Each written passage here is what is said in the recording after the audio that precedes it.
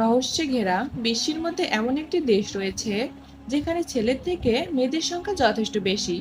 তবে আপনি কি জানেন, এদেশের 90% ছেলে ধর্মভীরু ও নামাজি। এদেশে অঢেল খনিজ সম্পদও রয়েছে। এখানকার মানুষজন খুব সহজ সরল ও বন্ধুত্বপূর্ণ।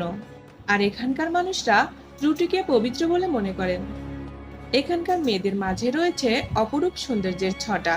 মায়াকাড়া সৌন্দর্য ও দেহের গড়নের কারণে বিশ্বে জয় জয়কার রয়েছে। এছাড়াও আপেল উৎপাদনে বিশ্ববিখ্যাত এ দেশ।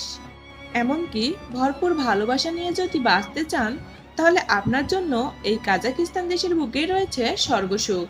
শুধু তাই নয়, দেশটির চারপাশে যেদিকে তাকাবেন সেদিকেই মুগ্ধ হবেন।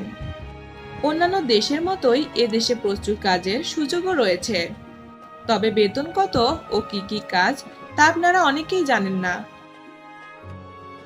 মধ্য এশিয়া ও ইউরোপের একটি মুসলিম দেশ কাজাকিস্তান। কাজাকিস্তান একটি ধর্মনিরপেক্ষ রাষ্ট্র।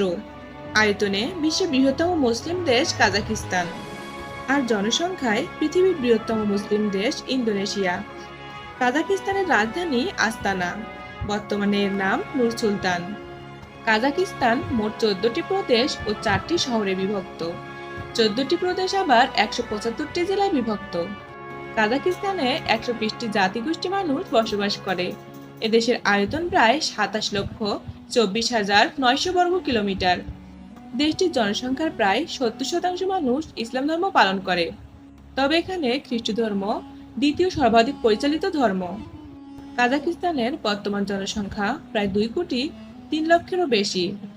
দেশটিতে ছেলেদের তুলনায় মেয়েদের সংখ্যা যথেষ্ট বেশি, তাই মেয়েরা যা খুশি তাই করতে পারে। দেশটিতে কাজাক, রুশ উভয় ভাষা পরিচালিত রয়েছে। তবে কাজাক অফিসিয়াল ভাষা হিসেবে ব্যবসায়িকভাবে বেশি ব্যবহার করা হয়। কাজাকরা খুবই অতিথিপরায়ণ এবং কাজাকরা ত্রুটিকে পবিত্র বলে মনে করে। এদেশে অঢেল খনিজ সম্পদও রয়েছে। কাজাকিস্তান একটি মুসলিম সংখ্যাগরিষ্ঠ দেশ। কাজাকিস্তানের মুসলমানরা মূলত সুন্নি মুসলিম এবং হানাফি মাযহাবের অনুসারী।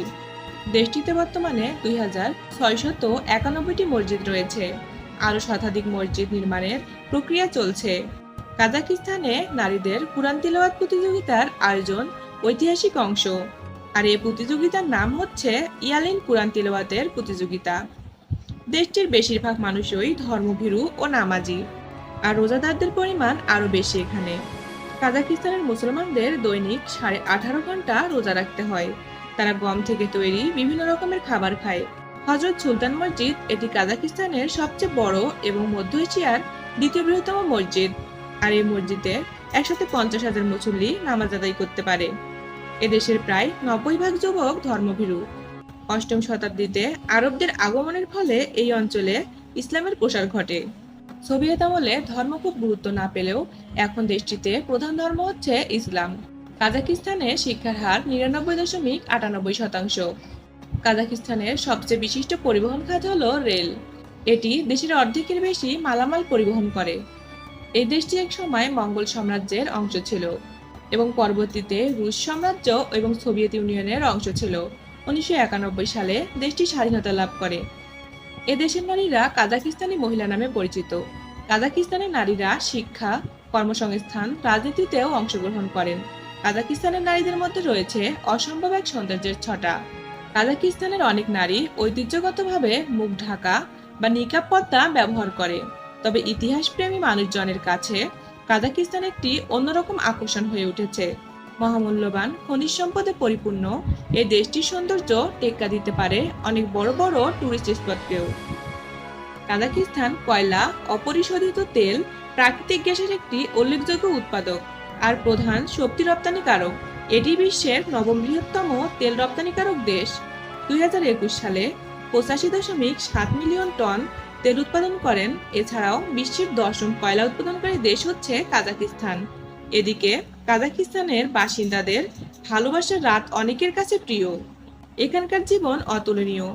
তবে বর্তমানে কাজাকিস্তানে একজন শ্রমিকের বেতন সর্বনিম্ন প্রায় 60 থেকে 70 হাজার টাকা পর্যন্ত হয়ে থাকে। বর্তমানে কাজাকিস্তানে তেল ও গ্যাসের শিল্পের কাজের চাহিদা তুলনামূলকভাবে বেশি। তাই তেল ও গ্যাসের শিল্পের কাজের বেতন 90,000 টাকা থেকে 2 লাখ টাকা পর্যন্ত হয়ে থাকে। অন্যান্য দেশের মতো কাজাকিস্তানে প্রচুর কাজের সুযোগ রয়েছে। কাজাকিস্তানে ভিন্ন ভিন্ন কাজ অনুযায়ী এর বেতনও ভিন্ন রকম হয়ে থাকে।